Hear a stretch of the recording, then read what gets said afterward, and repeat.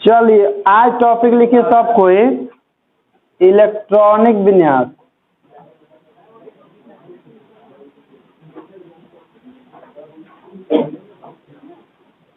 Electronic विन्यास, electronic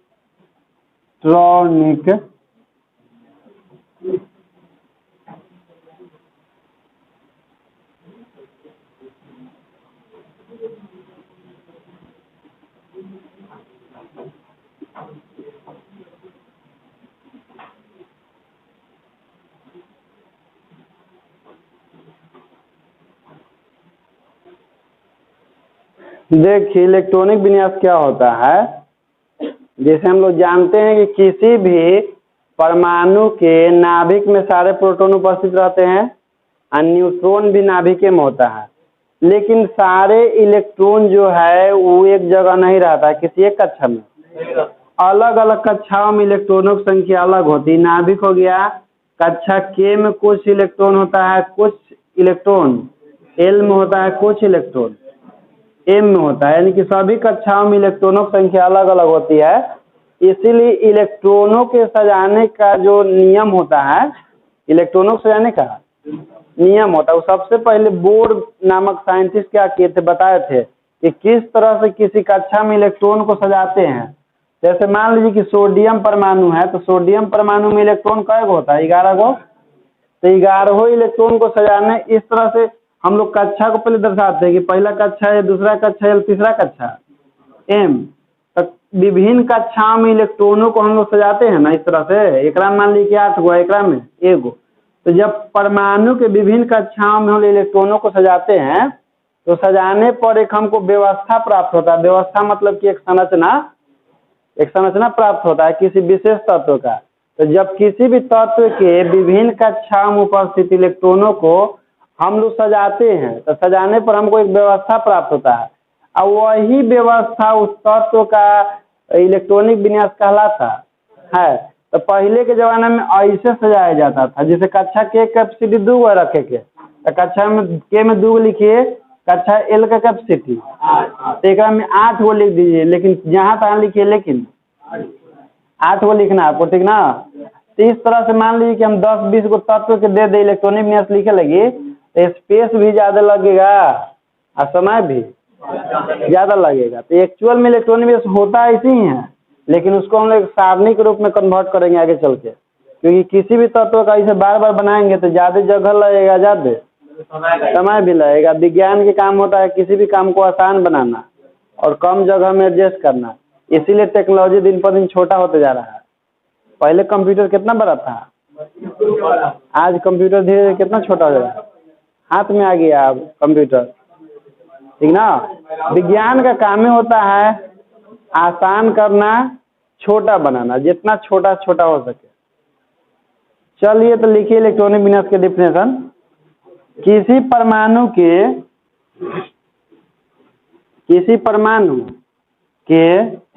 विभिन्न कक्षाओं में, किसी परमाणु के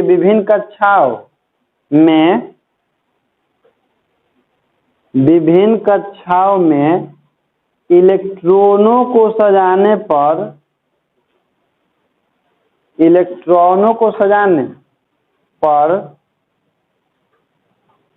प्राप्त व्यवस्था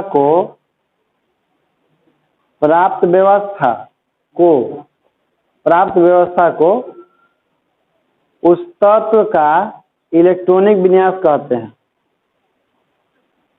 प्राप्त व्यवस्था को उस तत्व का इलेक्ट्रॉनिक विन्यास कहते हैं।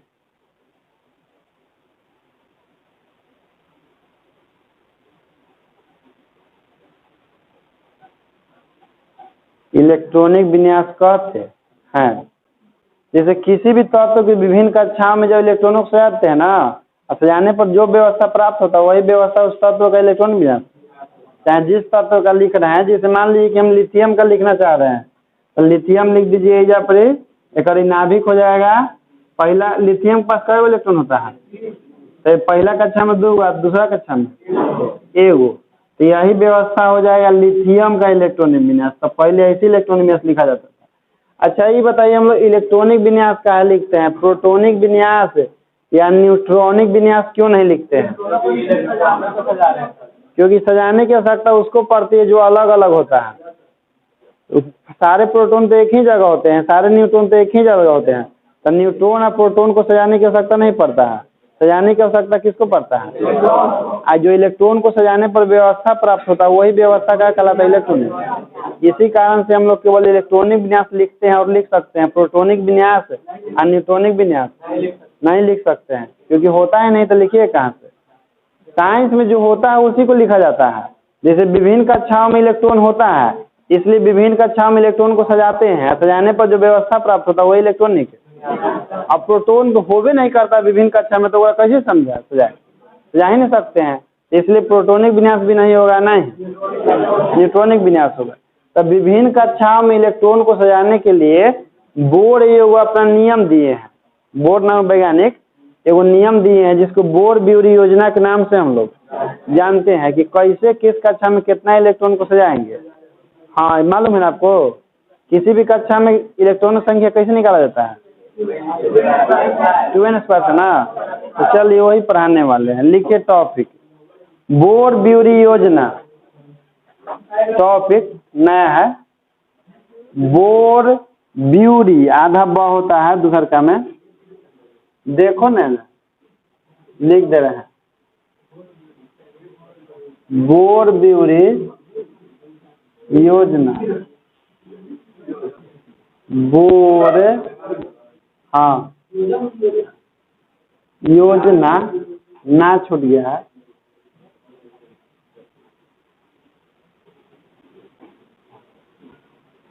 बोर ब्यूरी स्कीम,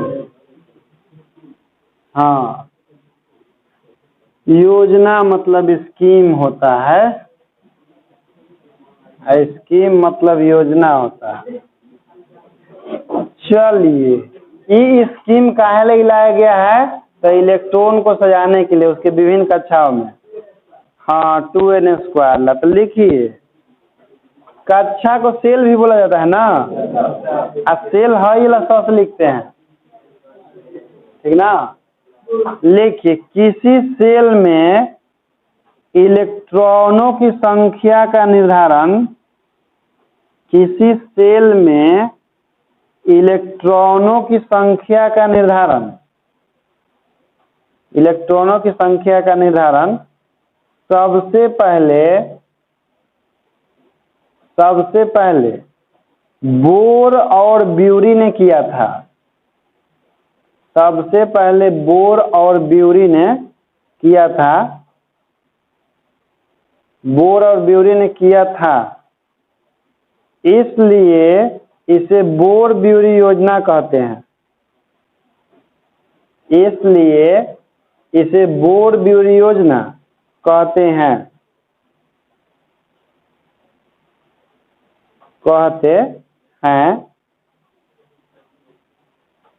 इस योजना के अनुसार, इस योजना के अनुसार, इस योजना के अनुसार नंबर 1 लिखिए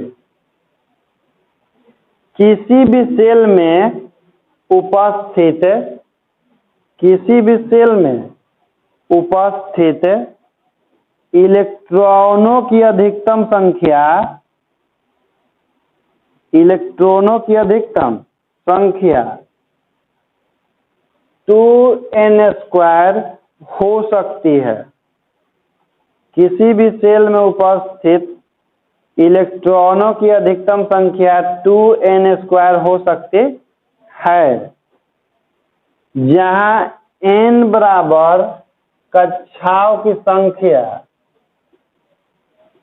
जहां n बराबर कक्षाओं की संख्या, संख्या क्या होता है? 1 2 3 4 5 6 डॉट डॉट डॉट डॉट। बैठिए किसी तरह से एडजस्ट करके। n बराबर कक्षाओं की संख्या n बराबर 1 2 3 4 5 लिख दीजिए। कक्षा की संख्या कभी पूर्णांक में नहीं होता है। चलिए, जैसे कि ये बालक सुनो, किसी भी कक्षा में अधिकतम इलेक्ट्रॉन कितना हो सकता है? 2n² हो सकता है। चलिए, जैसे में लिखिएगा, जैसे देखो बालक, प्रथम सेल मतलब प्रथम कक्षा के लिए n बराबर कितना होता है? 1 होता है। कक्षा के लिए n का मान 1 होता है। तो प्रथम सेल के में अधिकतम इलेक्ट्रॉनों की संख्या बराबर 2n² होता है ना, लेकिन n के मान हम लोग कितना लेना है?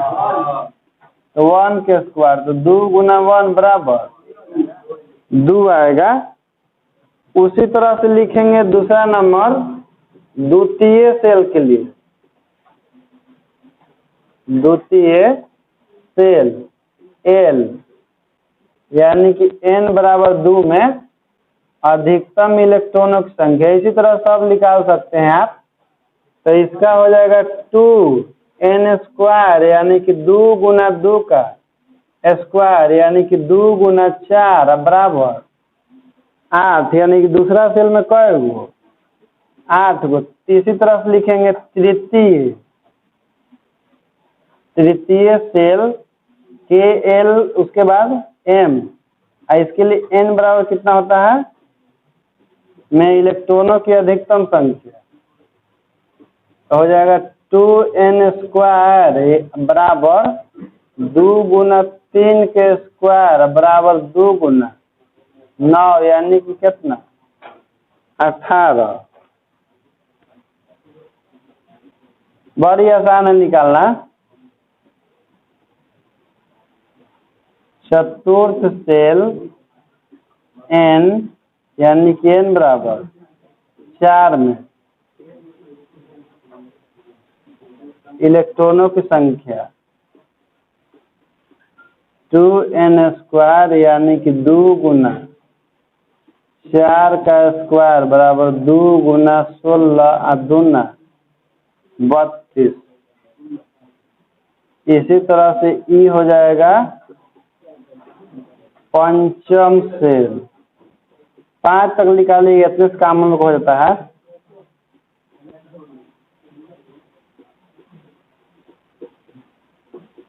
इलेक्ट्रॉनों की संख्या हो जाएगा यहाँ पर 2n² यानी कि 2 गुना 5 का स्क्वायर बराबर 2 गुना 25 बराबर 50।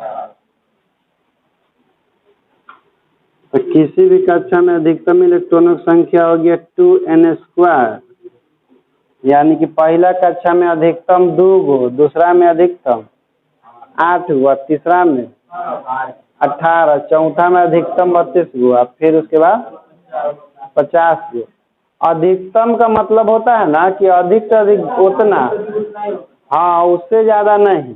कम से कम एक हो सकता है, लेकिन 2 गो से ज्यादा।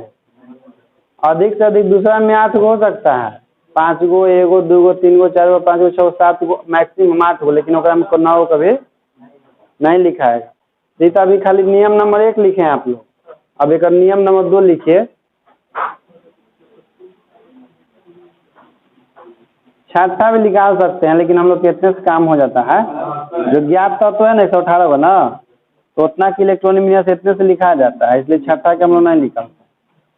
लिखिए दूसरा नियम, किसी परमाणु में बाहरी सेल में, हाँ नियम नंबर 2 बोल रहे हैं तो छठा कर, किसी परमाणु में बाहरी सेल में अधिक से अधिक 8 इलेक्ट्रॉन ही रह सकते हैं। किसी परमाणु में बाहरी सेल में अधिक से अधिक 8 इलेक्ट्रॉन ही रह सकते हैं। 8 इलेक्ट्रॉन ही रह सकते हैं, जिसे अष्टक का नियम कहते हैं। अष्टक का नियम कहते हैं। किसी परमाणु में बाहरी सेल में अधिक से अधिक 8 इलेक्ट्रॉन ही रह सकते हैं, जिसे अष्टक का नियम कहते हैं, तथा परमाणु के बाहरी कक्षा में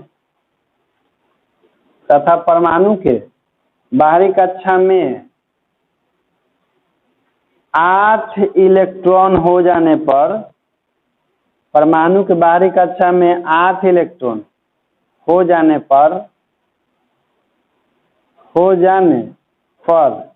परमाणु अस्थाई हो जाता है। हो जाने पर परमाणु अस्थाई हो जाता है। यानी कि यदि कोई तत्व है, उसका इलेक्ट्रॉनिक विन्यास लिख रहे हैं आप, उसके बाहरी कक्षा में 8 गो इलेक्ट्रॉन है, सबसे बाहरी कक्षा में, तो समझिए कि वो परमाणु आपका क्या है। जैसे नियोन के बाहरी कक्षा में 8 गो रहता है, आर्गन के भी बाहरी कक्षा में, तो सब अस्थाई होता है, किसी से अभिक्रिया नहीं करता है, इसी कारण से वो सब अक्रिय गैस में आता है। नहीं जी, चलिए तीसरा नियम लिखिए। परमाणु के बाहरी सेल के पहले वाले सेल में, परमाणु के बाहरी सेल के पहले वाले सेल में,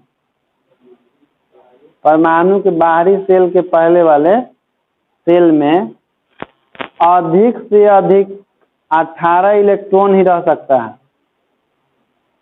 परमाणु के बाहरी सेल के पहले वाले सेल में अधिक से अधिक 18 इलेक्ट्रॉन ही रह सकता है। अधिक से अधिक 18 इलेक्ट्रॉन ही रह सकता है। चौथा नंबर लिखिए। बाहरी सेल में 2 से अधिक, बाहरी सेल में 2 से अधिक और उसके पहले वाले सेल में 9 से अधिक इलेक्ट्रॉन, बाहरी सेल में 2 से अधिक और उसके पहले वाले सेल में 9 से अधिक इलेक्ट्रॉन, 9 से अधिक इलेक्ट्रॉन तब तक नहीं हो सकते हैं, तब तक नहीं हो सकते हैं जब तक कि इन दोनों के पहले वाले सेल में हो सकते हैं, जब तक कि इन दोनों के पहले वाले सेल में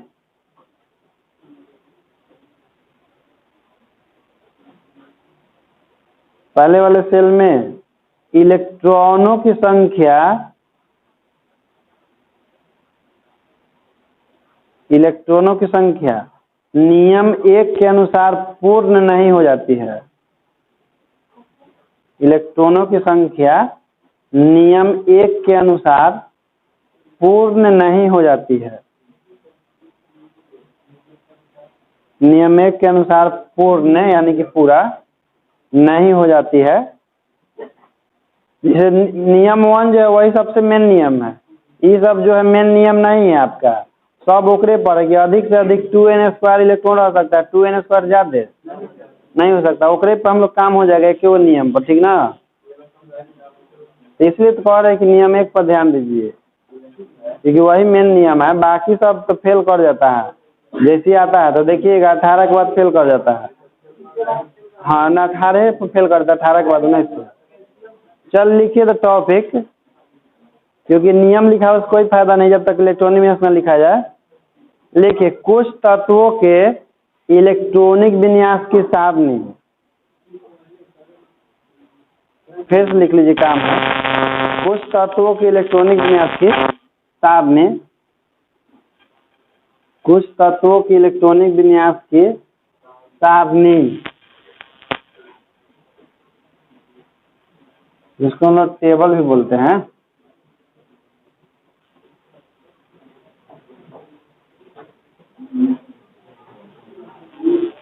देखिए क्या कीजिएगा, किस तरह सारणी बना लीजिएगा।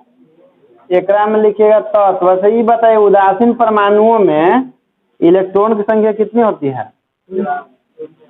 इलेक्ट्रॉन शून्य होता है। उदासीन परमाणु में पूछ रहे हैं तो मारेंगे ना, जितना प्रोटॉन होता है तो ऐसे ना बोलिएगा, तो एक या दो बोल रहे।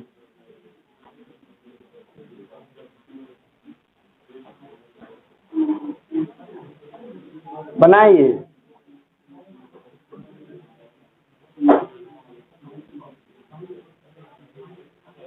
फिर एन, इसमें कई गो रहता है एन, 32 गो। फिर उसके बाद ओ में कई गो रहता है 50 गो। अब फिर उसके बाद पी में कई गो, हाँ 72। ई वाला सब छोटे छोटे बनाइएगा, पतला पतला, काम नहीं बड़का बड़का। हम उतना बनाए तो अभी थोड़ी बड़का बनाइएगा, सब छोटे छोटे बनाएंगे। हाइड्रोजन हाइड्रोजन परमाणु संख्या कितना होता है देखो, उसको नहीं लिया जाता है, समझिएगा। जैसे इलेक्ट्रॉनिक विन्यास हम लोग किसको से जाते हैं, इलेक्ट्रॉन को से जाते हैं। जैसे मान ली कि हाइड्रोजन परमाणु होता है, हाइड्रोजन परमाणु के बाहरी कक्षा में कई इलेक्ट्रॉन रहता है, तो ये खाली कक्षा के में है ना, इसलिए हाइड्रोजन के इलेक्ट्रॉन खाली के में लिखाएगा एगो, क्योंकि अगला इलेक्ट्रॉन तो है नहीं कि अगला कक्षा में हम लोग लिखेंगे। अब देखिए हीलियम है, तो हीलियम में क्या परमाणु संख्या है, इसमें कई इलेक्ट्रॉन, तो मान ली कि हीलियम है, तो हीलियम में दोनों इलेक्ट्रॉन कहाँ लिखाएगा, के में, तो यहाँ पर केवल क्या लिखाएगा, 2। लिथियम है, तो लिथियम में कई गो इलेक्ट्रॉन है, क्योंकि जितना परमाणु संख्या होता है उतना ही इलेक्ट्रॉनों की संख्या होती है। तो 3 गो इलेक्ट्रॉन है, हमको तीनों को सजाना है। लेकिन देखिए कक्षा के में 2 गो ज्यादा नहीं रहता है, तो 3 गो सजाना है ना, तो 2 गो ही में लिखाएगा एगो।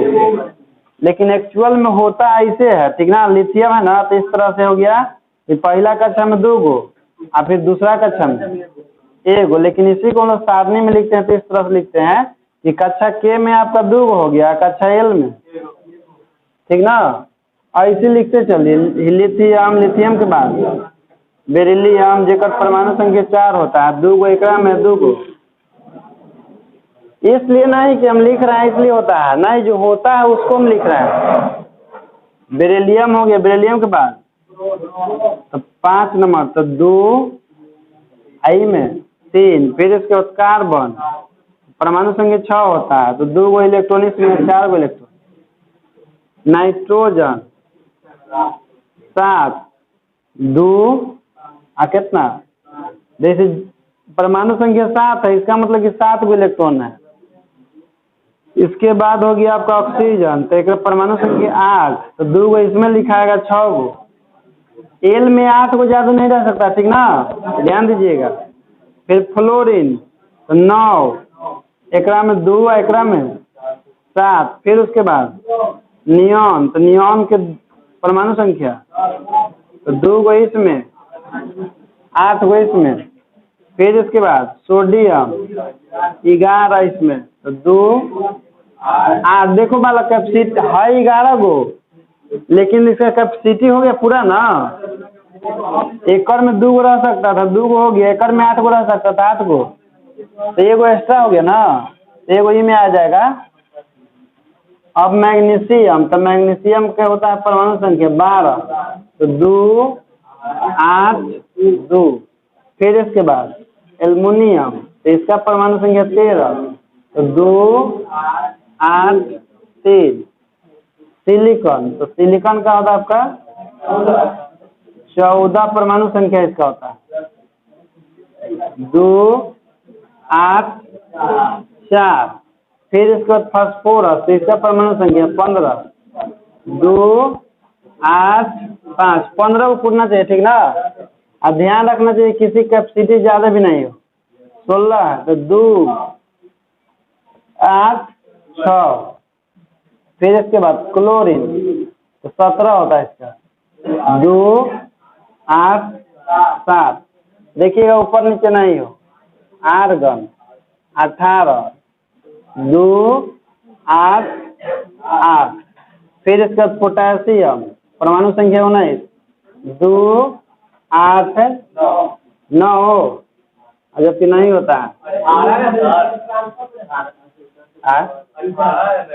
हाँ, यही तो गड़बड़ है ये तो। देखना ऊपर नीचे ना हो, ठीक ना। कैल्शियम 20 तो एकरा में 2 आ एकरा में 8 एकरा में ये से नियम फेल हो गया ना। जबकि एकरा में कैपेसिटी कय गो था 18 गो और जबकि कय गो हम रखे हैं 8 गो रखे हैं। जबकि 9 गो जा सकता था ना, तो 9 गो ना रख के एकरा में भेज दिए ना। तो उसका रीजन है उप कक्षा के आधार पर पढ़ाएंगे ना, उप कक्षा के आधार पर SPDF है तो पूरा स्पष्ट हो जाएगा कि ऐसा क्यों होता है, ठीक ना। तो इतना पहले नोट कीजिए।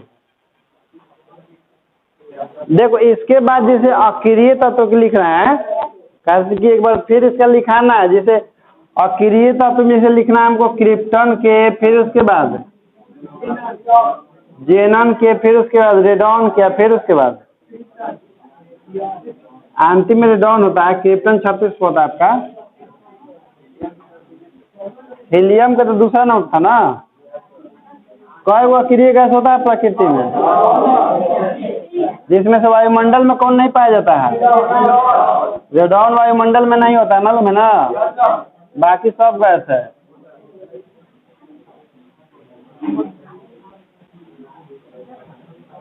रेडॉन कैसे प्राप्त होता है मालूम है? भूकंप जो आता है। हाँ, भूकंप में निकलता है, बिल्कुल सही बोल रहे। चलिए देखिए उसके बाद नीचे लिखिएगा आप लोग, मेरे पास जगह नहीं था इसलिए हम लिख रहे हैं। इसके बाद देखिए नीचे लिखिए क्रिप्टन, जिसका परमाणु संख्या होता है 36, परमाणु संख्या 36।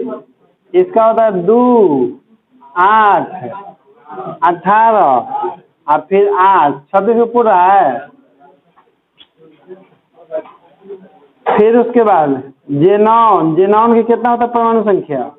54। तो इसका लिखिएगा 2, 8, 18, 18 और फिर उसके बाद 8। फिर इसके बाद लिखिएगा तो बेरियम के काम वाला चीज और लिख दे रहे हैं। बेरियम को होता है 56 नंबर पर। इसका होता है 2, 8, 18, 18 अब फिर इसके बाद 8 और 2 वही में होता है। फिर मरकरी के लिखिए, मरकरी के होता है आपका 80। तो इसका लिखिएगा 2, 8, 18, 32, 18 और 2। ये सब उप कक्षा के आधार पर लिखाएंगे ना बालक, तो पूरा उसमें जैसे स्पष्ट हो जाता है उप कक्षा के आधार पर। अभी थोड़ा धुंधला धुंधला है। 8, 18, 32, 18, 8। घबराना नहीं है कि कैसे लिख लिए, कारण कि जैसे ही SPDF वाला पढ़ाएंगे ना तो टोटल आप सीख जाइएगा लिखे लगी कि कैसे क्रम में 8 को लिखा गया, कैसे क्रम में। एगो और नियम है उससे भी बढ़ के, तो से आप पूरा क्लियर होता है, यानी कि जैसे से आगे बढ़िएगा पूरा क्लियर होते चल जाएगा। समझे? नोट कर लीजिए। अभी थोड़ा धुंधला धुंधला है। हाँ, और मिटल चल रहा है तो पूरा क्लियर होता है।